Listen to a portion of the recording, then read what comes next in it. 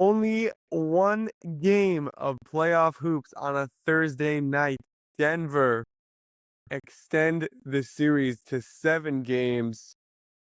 Let's get into it. My name is Shlomo Stark, My name is Levi Jacob. and this is the daily basketball recap. Levi, Denver extending the series, very impressive. Even even if the Thunder win Game 7, which I'm sure we both predict, got to give Jokic props for just beating the Clippers and taking this Thunder team to 7. Yeah. Thunder team is supposed to be the juggernaut. Yeah, I think that, like I said, I think I said yesterday, like this is exactly a team that the Thunder wouldn't have wanted to play against in the playoffs because they have like all of their like opposite strengths. Although all those Nuggets. You don't think they deserve props?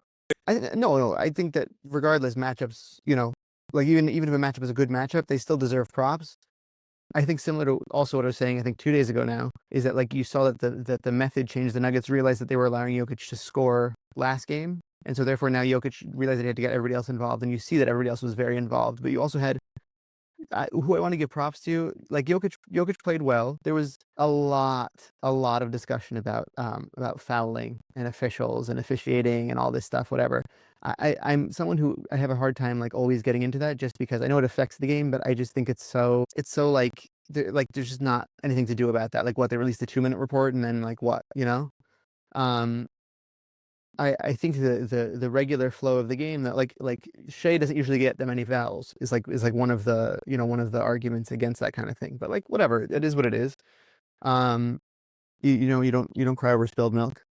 The people that I wanted to shed a light on were more the Nuggets bench. The Nuggets bench really played exceptionally well.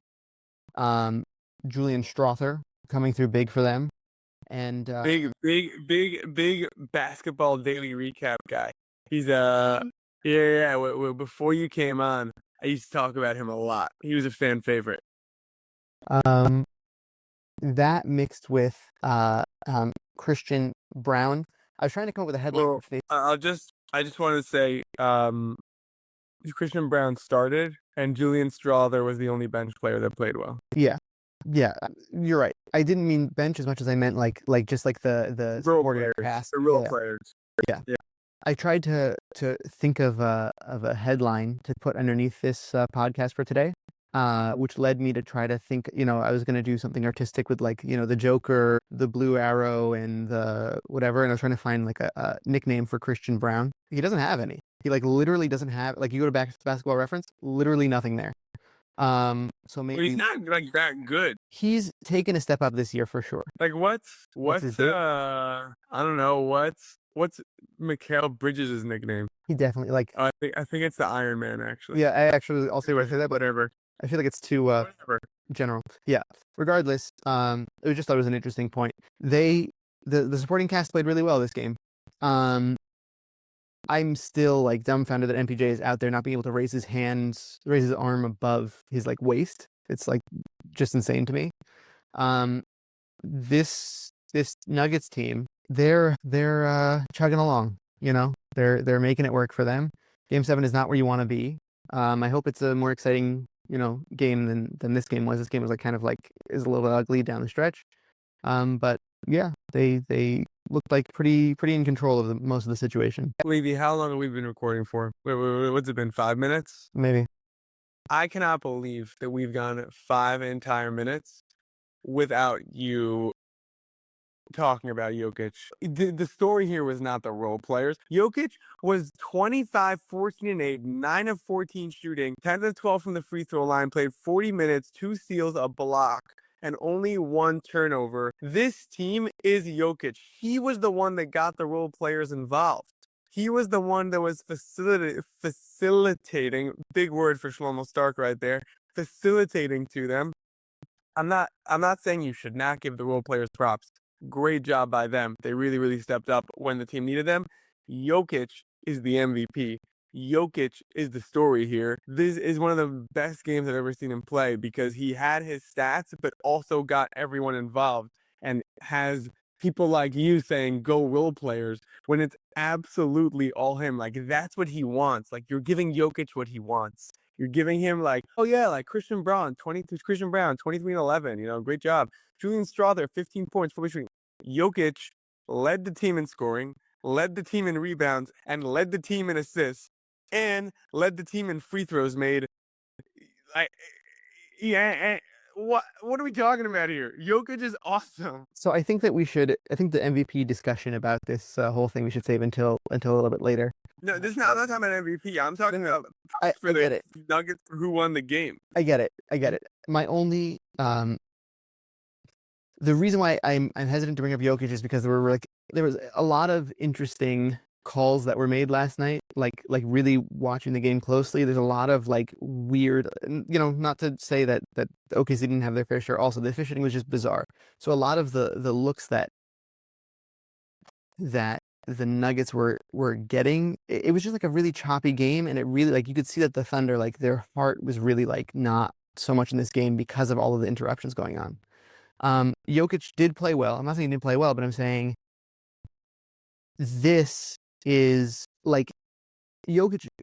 First, Jokic doesn't have this game without the players hitting the shots that they're hitting, right? The 14 assists is because, like, this game, the team 14 rebounds, 8 assists. Sorry, 8 assists.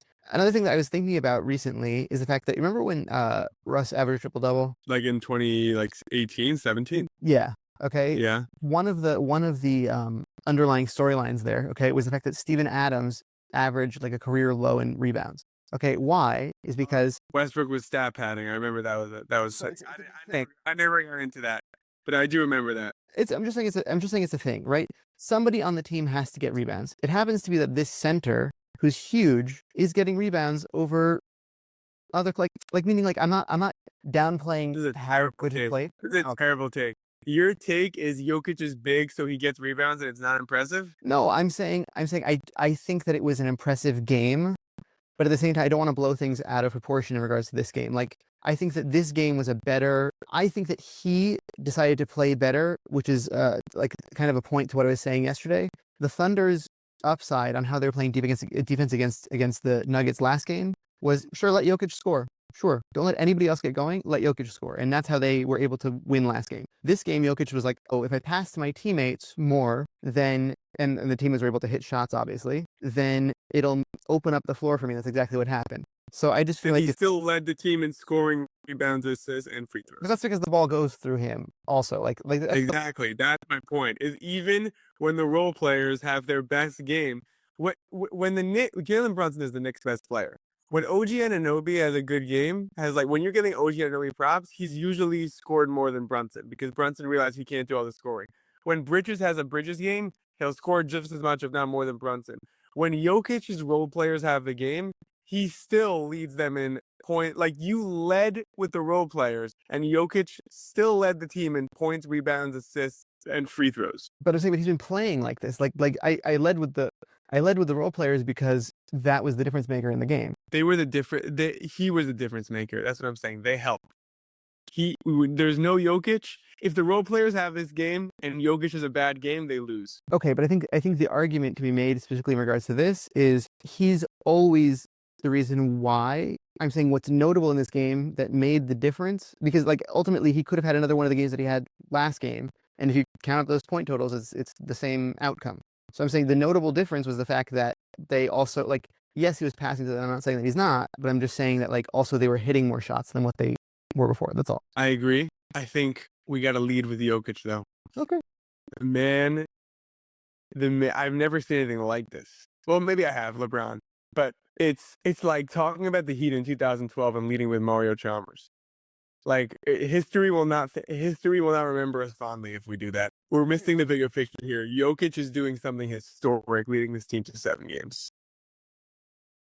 I hear you. Christian Brown is the Mario Chalmers of this team. Mario Chalmers played very well in 2012, but it was not like we're not going to be having Christian Brown conversations in 10 years. Not yet.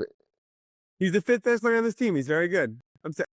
He's good. Maybe even 6. I don't know. Depends on where you want to, how you want to, like, rank Westbrook. I think he adds more than Westbrook does by series in this playoff. That's fine. Then he's the 5th best player on the team. I don't think that's true. I think he's better than that. Well, let's go through it. Okay. Do you think he's better than Jokic? No. So that's he's at most second best. Do you think he's better than Jamal Murray? Okay, but second best is pretty good. Jamal Murray, no. Okay. I would put Aaron goes to the. So I would put Aaron Gordon at number 2, Jamal Murray number 3. I think I put him at. That's fine. That's fine. So it's basically you're having that we're basically that, which I don't think we need to have now, but we're basically having the conversation Christian Brown over Michael Porter Jr. Yeah. That's basically like where we're at. Yeah. Okay.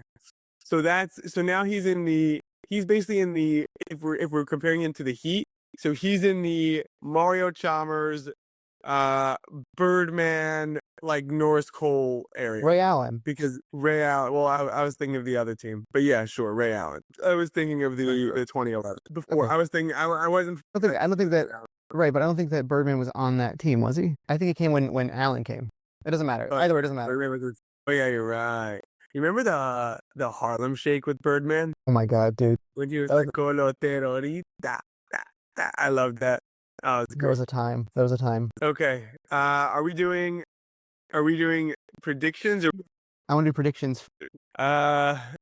Knicks are gonna win. We're really running out of games here. We only have one we're in the one game a night phase now. It's sad. It's upsetting. Yeah, it's a bummer. They always make it prime time. They always make it prime time, so like it's even more annoying because like here, like you definitely like we're Yeah, watching Sunday is the last game. They had this last year.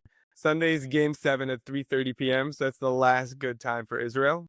Which is really fun for you. But yeah, they never conference finals and finals are never a matinee. All right. So you said that Knicks. You're taking Knicks, obviously. Yeah, I think the Knicks are gonna win in 6. Here's my take. Just quickly run through the games. Games 1 and 2 were flukes. We shouldn't have won, and we somehow won.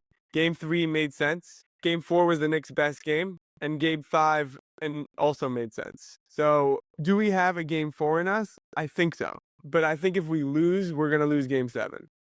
We should not be winning. I was at TD Garden. We shouldn't be winning games there. We won Game 1 and 2. I'm telling you, it was a fluke. And looking back, it's like you just look at the numbers of how much the Celtics have led in this series versus the Knicks. It's insane that they were up 3-1. Yeah. So I think the Knicks can win. I think we can have a repeat of Game 4. That's not so crazy to me, especially with the Tatum injury. But I'm certainly going to predict a Game 7 loss if we lose this game. I think that I also predict Knicks. The hot take prediction that I want to make this game, I think Porzingis is going to have a good game. And they lose? Yeah. That usually doesn't happen. I know. When you play, but I think in tandem with Tatum being out, I think their other options are not going to be as effective as they were last game. And I think the Knicks will win off of that. Yeah. I think the key is OG Anunoby. Yeah. Whoever he guards needs to be shut down. Yeah.